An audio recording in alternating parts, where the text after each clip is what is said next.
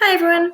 So this week we are looking at fractions. Now we have already looked at fractions before in the term, but I want to just remind you of some of the key words that we use when we talk about fractions. So as you remember, a fraction actually looks just like the division sign. So it just means, the word itself means part of a whole. So we use fractions all the time. Oh, Mum, can I just eat half? Or okay, I'll eat a quarter. Or yeah, I'll be there in a quarter of an hour. So we use words, fraction words, all the time without even thinking about it. But when we start looking at fractions of numbers, or fractions on a number line, or adding fractions together, which we might start looking at this week, or equivalent fractions, then we sometimes start to panic, and we just don't need to at all. But what I thought I'd remind you about is what the numbers actually stand for. So if we had took the fraction a quarter, just picture what it would look like in your mind. Yes, we can envisage a cake or a pizza and eating a quarter of a cake or a quarter of a pizza. But let's think about what it would look like as a number. So you'd have a 1, a line, and a 4. So here it would look like that. Now the top number is called the numerator, the number at the top. And the bottom number is the denominator. It's down at the bottom. Do you remember we used to do a robot voice? So numerator is at the top, and that's how many pieces are you having or are out of the denominator, which is how many bits in total, how many all together. So on my pizza, perhaps the total that there were 4, and I've eaten 1 piece out of 4 pieces. In total, the denominator, there was 4. I've eaten a quarter. Okay? So that's some language you need to remember. So the other thing to remember is a fraction is simply part of a whole. That's all it is. How much out of the whole thing?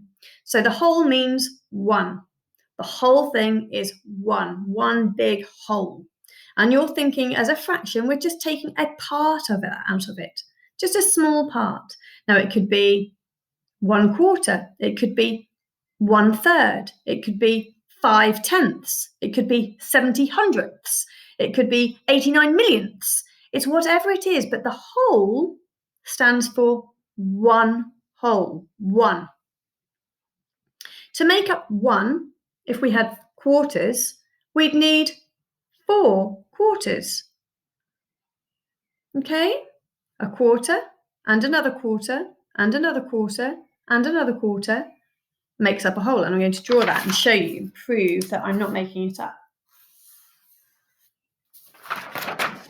There's my whole. I've got 1 apple, let's say. That stands for 1. Everyone see, I've got one apple. But now I'm going to cut it into quarters.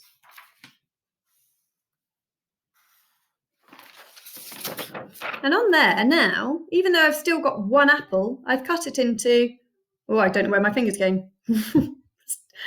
I've got 1, 2, 3, 4 quarters, 4 equal parts, and they make up 1. Okay? I know it's confusing and a bit tricky, but hopefully that has just reminded you a little bit about the different words and where it all comes into the mix. So remember, the numerator is at the top. It's how many bits out of the whole, how many bits out of the total, the denominator at the bottom. Now, bonus points, if anybody remembers what that line, oh, I'm doing the wrong way again, that line simply means out of. That's right.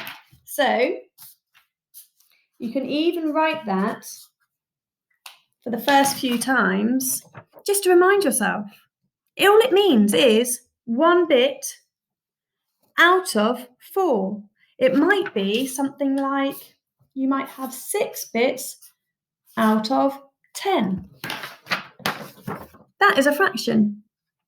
6/10. 6 pieces or 6 bits out of 10.